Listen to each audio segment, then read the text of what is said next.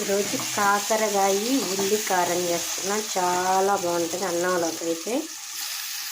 మనం ఎప్పుడు కారం చేస్తాం కదా, కాకరకాయ కారం అంటే కారంలాగే పొడి పొడిలాడుతూ చేస్తాం కదా, అలా కాకుండా కాకరకాయలని ఇలా కొంచెం పెద్ద పెద్దగా మందంగా కోసుకొని బాగా నూనెలో వేయించుకొని ఎల్లిపాయ ఉప్పు కారము కొంచెం కొబ్బరి వేసుకొని మొత్తం పేస్ట్ చేసుకోవాలి.